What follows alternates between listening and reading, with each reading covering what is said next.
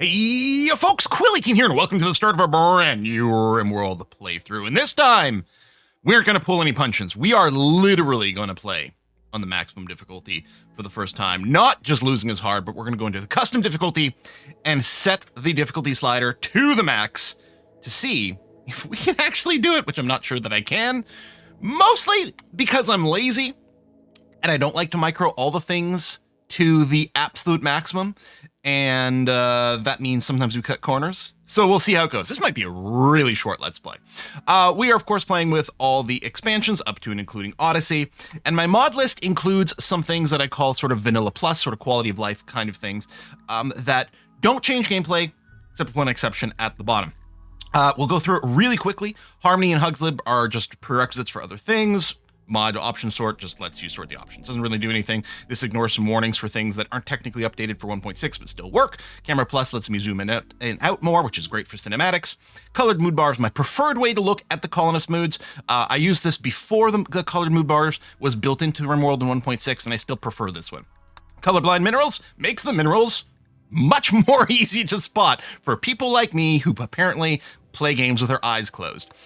P-Music adds more music. RimHUD changes the user interface so you get more information without me having to click through. We had little pop-ups for level ups, little pop-ups for little speech bubbles that happen, little pop-up notifications for things that we can fix on pawns without having to manually keep checking them over and over. Like if we accidentally have a nudist with some clothes on, we'll get a little message over there instead of having to constantly cycle through every single colonist over and over to do that. One of the themes of the mods is these tend to be things that you can do yourself, but this just saves you a few clicks. Custom prisoner interactions does not add custom prisoner interactions, despite the name. What it lets you do is effectively in-queue things like reduce resistance, convert, then recruit, for example.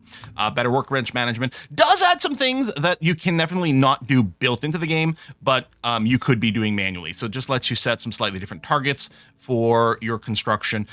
Makes it a lot easier to like click and drag and rearrange some things, copy and paste some things, that sort of thing. Again, mostly all about making it so that I don't have to constantly check workbenches / do as many clicks for things. When you're going to construct something, you should always issue the cut plants command where the construction is going to happen, because you want your people with plant cutting job to come and cut down the trees, because they'll tend to do it a lot faster than your construction person with a 0 plant. What this mod does is it just automatically designates plant cutting after a construction, which again is something you should be doing manually every single time, and therefore it should be something that's automated. Haul mine chunks will automatically designate chunks to be hauled if they're mined in the home zone by my setting. Smarter construction tells your pawns to build things in an order that won't get them trapped. More orders is here mostly. Oh yes, for the bulk open. I find it really annoying when you're raiding like one of those dungeon type things to spot every single box that can be opened. This lets us box select an open command. Allow tools. Mostly I do literally use it for the allow tool, which is a better version than built-in allow all. But it adds a couple other box select things that I really enjoy. I think this also includes drafted hunt, again, which is just something you do manually by drafting your people, then individually right-clicking on each animal, but this lets you do it a little less annoyingly. Random plus is just during character creation. It will roll the random character thing a little bit more with some filters. It's not the same as preparing carefully and manually tuning your pawns, but it does just save you from clicking a whole bunch, which is great. This is a nicer way to organize the bills. Pharmacist is here to automatically manage what level of medicine we use. The correct way to play RimWorld would be to restrict everyone to no better than herbal medicine all the time, or maybe even no medicine, right? If they just got bruises, you don't have to use any medicine whatsoever for their treatment. And then manually, depending on the severity of their illness, choose different types of medicine. This just lets you set some rules for that. Quality builder basically is when you want to get a good level, like a bed, for example, you want it to be good or better. If someone constructs it and it's only normal quality, you could tell it to deconstruct it, wait for the deconstruction to happen. Then you could tell them to build it over and over again until you get there. Quality Builder just automates that for you. If it doesn't match the quality specified, it automatically queues a deconstruct and then automatically queues a reconstruct. Auto cut blight, same thing, rather than having to click a couple of buttons to cut blight, which is something, if there's no decision for something, having it automated seems pretty good. So this will automatically flag blighted plants to be cut. Different icons, weapon counts. Smart speed gives me a super high speed and the ability to ignore the slowdown. Self-dying does change a little bit. Well, not really. It doesn't. This is the styling. bench where you can go and tell your people to dye their clothes their preferred color for a mood boost. I really like self-dyeing. It doesn't do anything until we get one of these and enable the function, but then your pawns will automatically, on their sort of free time, be like, you know what, I would really like my duster to be pink instead, and they'll just go and do it on their own, which I think is lovely. It's so swell. Numbers just gives us an easier way to look at some information. Now, we have two mods at the bottom that do change things. Childhood backstories. When you have a child that grows up in RimWorld, they get a generic colonist background all the time, which is boring. Childhood backstories just gives them one of the built-in game backgrounds based on the experiences they actually had. So you get a little bit more diversity. It is hardly meaningful, but it stops every child born in a colony from getting the same generic background all the time. No job authors. This one might be the more controversial one because technically it makes things a little bit easier. I hate the job author system. I think it's really annoying to micromanage, especially for things that are absolute standard. Why is it when John starts working on a component, only he can finish it? Alice can't go and finish working on a component. That is stupid, especially for people who are only here temporarily, and you keep having to check and micromanage this stuff. It's so annoying. You could bypass it by just setting a specified author on every job, but again, it's boring and stupid and sucky. So this is the one thing that does truly change gameplay. So the childhood backstories, but like it's barely relevant. I don't think this really dramatically changes the balance of the game. It does make it a tiny scooch easier, but mostly it keeps me sane. So that's why we're going to do it. All right, new colony. I want to go fairly baseline vanilla here, but there's still a question between the Crashlanded and Lost Tribes. Starting with 5 people is great. Being able to do nature meditation for psychic powers is pretty awesome sauce. I don't know. I think I'll go Crashlanded. I think we'll really go for something that feels fairly baseline. We are going to play Randy Random because he's hilarious. And we are going to go, not anomaly settings. Oh, I guess we have to choose the difficulty first. Well, I'll go to custom. I will set it to losing is fun, which is the hardest difficulty, which is a threat scaling of 220%. I'll max up to 500. So we're going to get way bigger raids than before, which is why I'm going to die on episode 3. But, you know, we'll try it anyway. Who are we going to play with anomaly? That's a good question. I think I'm just going to turn off anomaly for this. I think I'm going to have enough to deal with that just having the anomaly stuff turned off, I think, is going to be very helpful. So we can focus on the core gameplay of not dying to random raids. Yeah, that sounds good. Let's call the seed Quill 500. I don't think my mods affect world creation. So theoretically, regardless of, if you're just playing pure vanilla, this should give you the same world. We're gonna leave all the settings default. That seems okay. A lot of times I like to turn the pollution down when I'm playing on my own because it gives me more flexibility about where to settle. It's always annoying when you find like a cool spot to settle and it's got pollution. Like, oh, it's so stupid. That's so annoying. All right. We got us a world over here. We are going to go for some advantages, so we're definitely going to go for a very temperate forest thing, maybe with year-round growth. It is interesting that this is a very dry planet is what we rolled. I would also like to be near some trading partners, and mostly that means the purple faction as much as possible because we can trade with them without ranks. Okay, there's a couple of purple bases over here, as well as Imperials. If we do go and get some ranking, we could go and even settle on a river square for some hydroponic power. This is rainforest, so we'll get a few more diseases. Is this? Oh, that's grassland. Tropical rainforest. There's the temperate forest over here. Okay, maybe I'll do that. We'll be close to one and not as far from another. Do we want to go large hill? This got caves, which might be a little tricky. We might go large hills.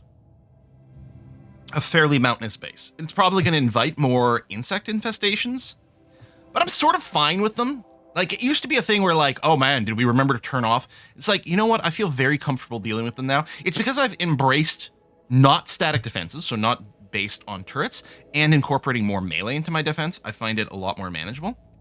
It is going to be a little slow to get over here because there's going to be some rough terrain in between, but it is pretty close, assuming we don't get a complaint about the pollution or anything when we settle here. I kind of like this spot. And I didn't even notice. I was like, what's the growing? Year-round. Now, with so many hills, there might not be as much fertile terrain, but I think that's going to be fine. Okay, no complaint, which is great. Let's go custom fluid ideology. And just pick whatever here. Pick whatever here. Because what I'm probably going to do is load my... oops, all sky lanterns. That's okay. We'll load it anyway without this. So, the Quillian Path. This has got human primacy, which has the production specialist, which is amazing.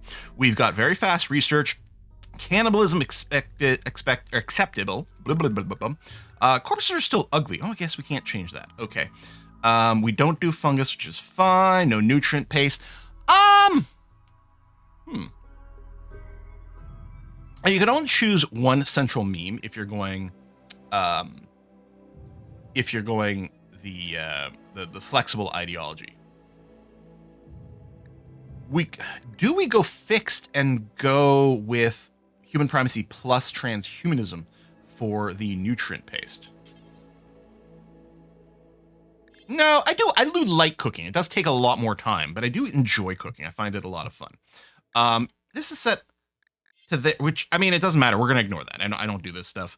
No rules free, organ use acceptable, blah, blah, blah. Titles, Woken Sophist manufacturer, lots of sky lanterns. And at some point we'll go and when we, I can't remember the term of it, when we evolve our ideology, because we got enough ideology points, we might change to dance parties or something, but that's going to be fine. The Punes, the Shrine, the Sculpture, Relics, which we tend to ignore. Maybe this will be the game where I don't, but probably it will still be. Okay, looks good. And then let's consider our peeps. First of all, do we want to go baseliners or not? I don't know, but let's load a filter. So what I'm going to do is load this up over here. And this is going to exclude certain bad traits we don't want. Make sure they don't have any horrible health diseases and roll fairly low here. Yeah, I think that's going to be okay. So if we randomize, what just happened is the game just rolled 38 times to give us a pawn that matches those. We got tough. That's not in our filter, right? No. We just exclude some annoying traits that I don't want to start with. I mean, you can't do a lot of things. Like, you've got the passion for crafting, which is really handy. And you can fight, and you're tough. You do start with a construction of 6, which is actually enough to get us going. I don't hate that. Now, genetically, you know what? We might want a dirt molar. Yeah, that's not a bad idea. I don't like slowpoke. This is an interesting set of things. Okay. But we do have like large hills. We will be doing a lot of mining. I don't remember what the dirt molar traits are. Right. Intense sunlight sensitivity, which combos nicely with Night Owl, I guess, because it doesn't conflict. Wow, they come with fast wound healing? And nearsighted. So they're kind of crap at shooting. So we'd want them as a meleeer, although like tough was also quite good as a meleeer, but okay. And then do we throw in an Edekin or something? I think I might just go another baseliner.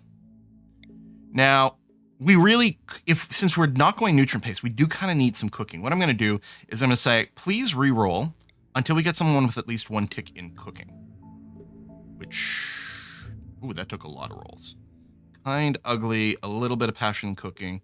Duplicate on that. We've got no one with passion for construction. Also, no good research. You can't even research. You know, roll again. Okay, I mean, you're crap at research, but you can research, which is important for time filling. You're not great at cooking, but you've got that. No medical person. I mean, it won't be the smoothest, but it will work. Let me go and give one little boop over here. Over here. Abrasive slowpoke, no, I like the research, but volatile optimist might not be so bad. Volatile annoying voice seems less great. Fastwalk, bloodlust is interesting. Double cooking. Another crafting. You'd start with some weapons. That's quite interesting. Can't medical at all. I don't know. You know what? I think we'll probably go with these 3. I think it's fine. Yeah, I mean, it's not super heavily tuned, but it's not bad. It would be great because we are playing Randy Random. It'd be great to get someone with some super immunity or something to start off with because Randy can just be a jerk and give us all the plague on day 1. But yeah, now, do I want to change these names? Do I want to have the names be descriptive of anything? Zandy, Bistrite might be a little hard to say, and then Pillar just looks like a different word. Wolf is kind of cool, and you do have animal passion. which is kind of fun. You can also mine, which is going to turn out pretty useful, I guess. I think it's fine. We might nickname people once we start. And yet, the lack of medical, oof, and the crap research. We'll need someone really smart to join us is what we're going to do. I mean, what I could do is be something like, listen, I want someone who can cook and who's got a little bit of intellectual. And there's a chance we'll get that. Aesthetic bloodlust, there we go. There would be an option over there, for example. You'd also come with medical. Hang on a sec. You know what? I think Dove might be better than Wolf. Or us. Yeah. Yeah. And you've got enough cooking that you won't... I mean, there's always a chance of food poisoning, but it'll be much better place. Okay, let's go. We'll do that. Generating map. Generating maps more. Generating maps more. Okay, let's get the lay of the land. Okay, not quite as hilly as I thought it might be. There's a natural sort of defensive area over here, or maybe even extensible to that area. And it looks like our fertile ground is over there. If we turn on the fertility overlay, this is a big farmable area. But for the start of our base, we do have some over here. And we can just go and wall a tiny area like that. Okay, this is actually quite wonderful.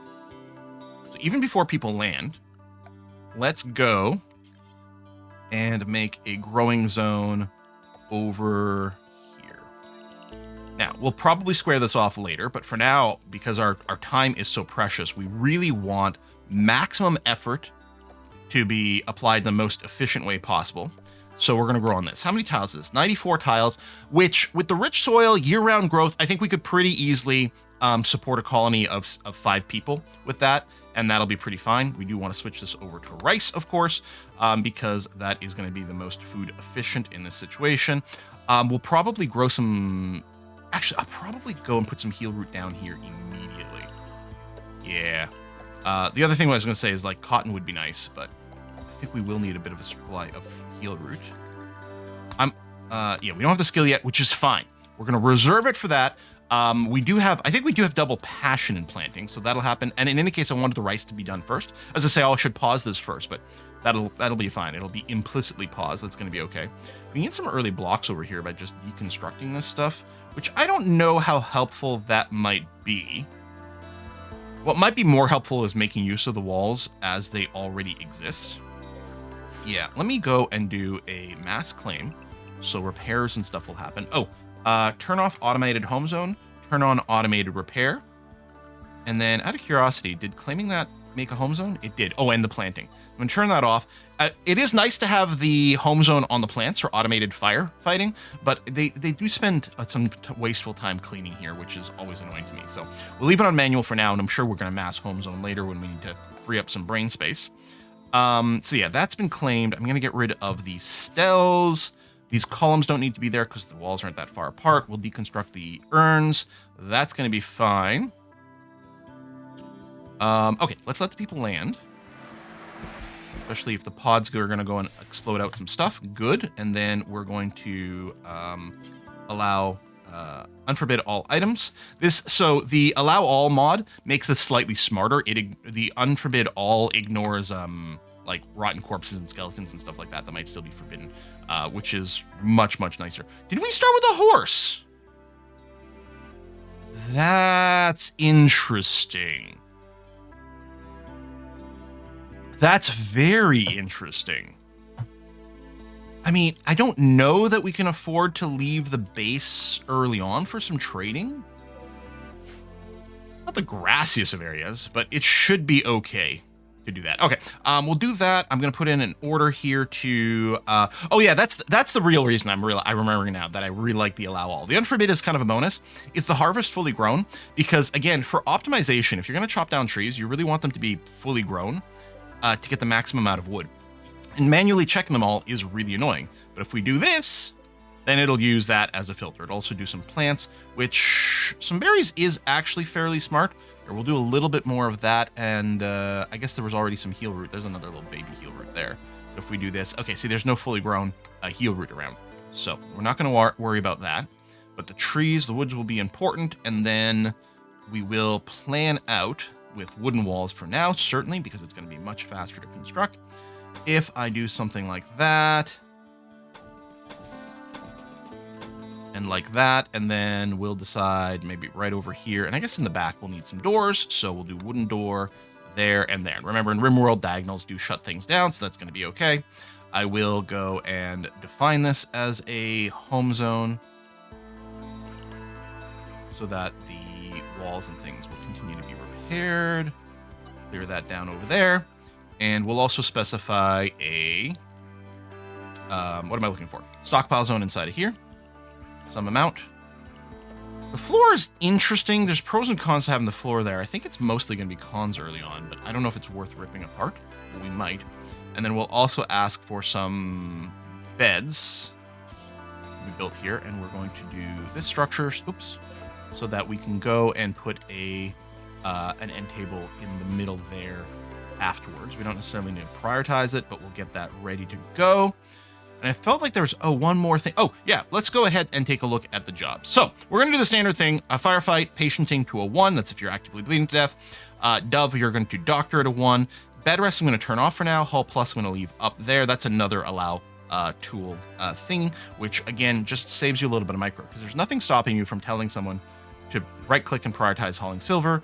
But that can be annoying, or if instead we can do this and then haul urgently, which is basically the same thing, except handled through the job system. So again, it's all about saving some clicks.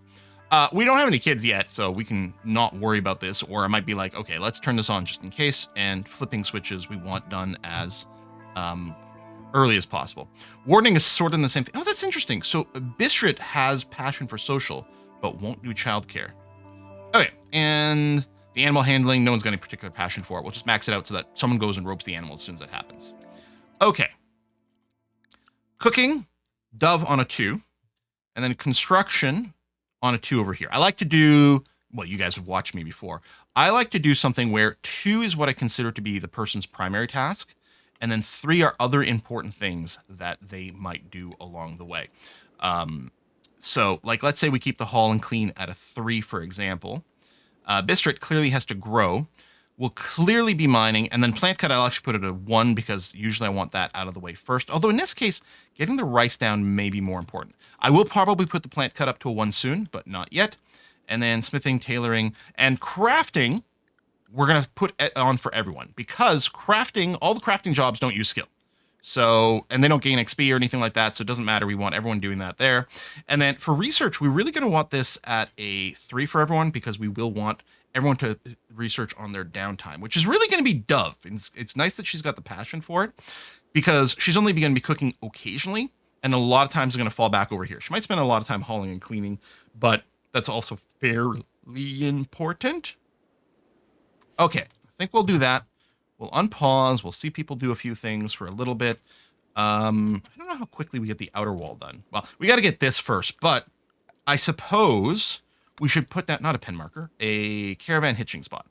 So, and I'll put it down over here, far enough from the crops. Someone should go and grab Fernanda, and go and rope them over here so they don't wander. And that'll be good enough for now. There you go, leading Fernanda, that's great. And then you're going to do some deconstruction, which may or may not be the most important thing to do right away, but that's okay. Actually, you'll construct first. That's right. You did that because the construction job was in place. Wow, I've been playing a bunch of Space Haven, so I'm using the F keys to change speed instead of the number keys. When they first landed, we only had the deconstruct job, so that got queued up. But yeah, construction is a higher priority than deconstruction. That's going to be okay. You already got a botch. But that's fine. Fernanda is all roped up, which is great. And then we're going to go and chop some trees, which we'll need for a little bit of our construction.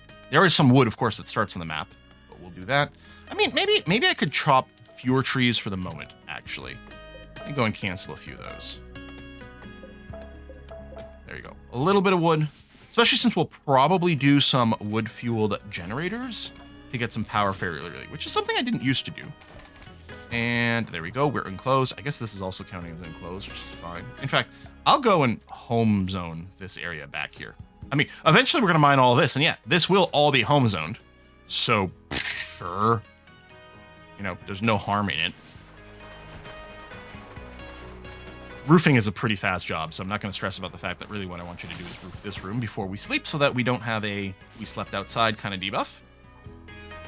Go, survival meal, and done, and then those will get chopped down at some point. You guys going for a walk? Okay. We'll get some entertainment for you shortly.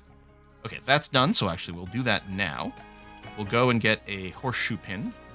Get it. We'll put it right out there. I tend to end up moving the horseshoe pin a bunch, but I like a close horseshoe pin to start off with, and then we figure things out. Do we put down a chess table right away? No. Do we put down an eating table pretty fast? Maybe? I don't know. Do kind of want to get the stuff hauled in. Oh, and we should figure out who's packing our guns. So I think Zandy's our best shooter. Yeah. So we'll do that, and Bister's our second best shooter, but Dirt Molar does have strong melee damage. So I'm going to get you with the plasteel knife, and Dove will get the revolver.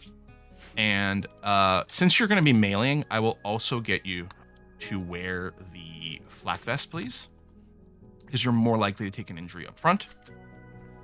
I will clear the force just to make sure there's nothing weird going on. Oh, and you know what? Let's go ahead and get our policies going on. So we'll do the thing where I rename anything to default to make it very clear that this is the default one, even though you can change the default, but I still like that.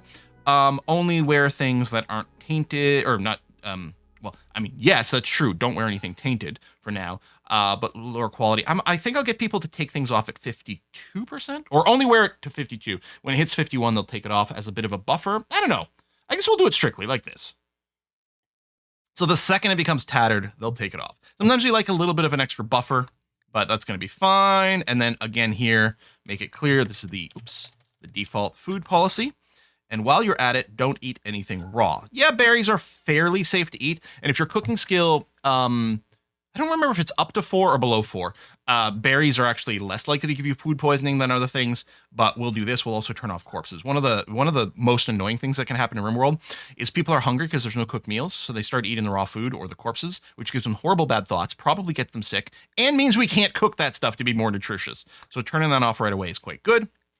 And then, so this is going to be, so this is where I do have a little bit more interaction, where I turn this to default, and I say, don't use it for recreation. Only use stuff if you've got an addiction, and nothing else is the default policy. And then 1 drink per day, I'm just going to say, like, this is going to be my adults policy, which is, I mean, still, you can use anything to treat addiction. And then we also want you to do panoxyclin every 5th day once you get to that point. And then we can also do things for scheduling, for beer, smoke leaf, ambrosia, and psychite tea. Ambrosia as well? I don't know if I normally do that. Safe dose interval. Yeah, it is the same sort of thing. So we can, these things are all semi-safe to do every 2 days. Although there is always a slight, some of these have a slight risk of getting, I mean, there's always the addiction thing. Some of them have a slight risk of an overdose, even with 2 days, but this is generally safe. But I think we want to use it with the mood limiters. And I do want them to do the psychite tea first. So I'm going to say, if your mood is below 60%, you can do a psychite tea. Other than that, it's going to be a fair bit lower as sort of an emergency thing for the ambrosia and the beer, 40% as well. And then maybe the smoke leaf, we'll say 50%. So a bit of a staggered approach. Depending on the timing of when they resolve things, you know, they might jump over some of these things. But yeah, we'll try to do that to boost. So that's going to be okay. And then, I tend to make another policy, which is for kids, which is still doing the panoxyclin, but not the others. They have a reduced body size, so they can't take it quite as frequently. And we will say, please, everyone carry three units of herbal medicine around. That is going to be handy. Okay, I think that's all my normal initial setup. So we can queue up some research, which probably getting the power stabilized with a battery. I don't know. We don't need to rush it the same way. We got tons of wood. We'll use wood fuel generators a bit more. Do we go straight into like smithing? I think we might. Big part of it is if we could get some simple helmets early. We get a suit of plate armor for a mailer and then move the flak vest over. And then work our way up to machining Black armor, gunsmithing. I mean, that's going to be a lot of the priorities. I'm trying to think, is that normally how I start? Probably. I mean, if you're doing a tribal start, then it's quite different. You do need the complex furniture pretty quickly, but yeah. Okay, we'll go and get that. We don't have a research bench yet, but that's fine. Chop down a few more trees, get you over here. That's going to be okay. I guess I'll make a dumping stockpile. Maybe right over here. Sure. And then with the dumping stockpile, how do I tend to... Because I want to support all raw resources, except for plant matter, can be stored outside, and that's perfectly fine. I could put this higher priority than the internal one. I think I will do that. I think that's 10. I'll just set it preferred, and then when we get shelves, things will change a little bit, but that's going to be all right. Okay, keep going with the deconstruction. That's going to be okay. What I think I'll do is say, hey, mine out this little square here, and you know what, this one, because it's going to be a little awkward to path around. We'll put a little power generator right over there. We'll get a light inside. And that'll be cool. And then we'll set up some of our standard cooking setup. I guess I'll set up the butchering table outside. It's going to be slower because it's outside, but it'll help with the cleanliness. And then we'll get some cooking going in. And then, I don't know, do we set up the base in here? And we have to worry about insects, but I do find them manageable. I guess I can start carving out some like kind of 11 by 11 internal spaces. High overhead roof will protect us from raids or sieges, like with mortars, which is nice. Yeah, probably something like that. There we go. The rice is being planted. And because of the standard start, we do start with a certain amount of packaged survival meals, which is great. Butcher creature, do forever, and you can include human-like corpses in that, please, because we are cannibals.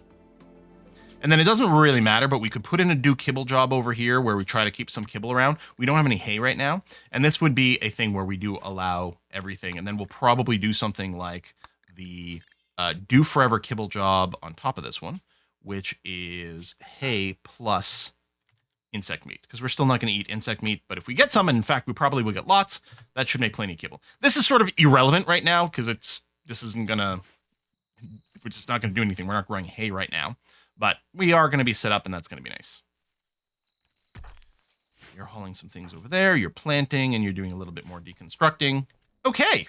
All right. Well, I think we've got our little setup over here. Oh, Randy, what are you going to do to me this time? I'm already stressed about you. Wow, that's a healthy game to play. Wow. Folks, thank you very much for watching. Hey, if you are new to the channel, of course, make sure to subscribe. And in general, a like and a comment is really good for the algorithm. I'm going to see you next time for our 500% difficulty. I did set that correctly, right? Options, gameplay, storyteller, custom, 500%. Yep.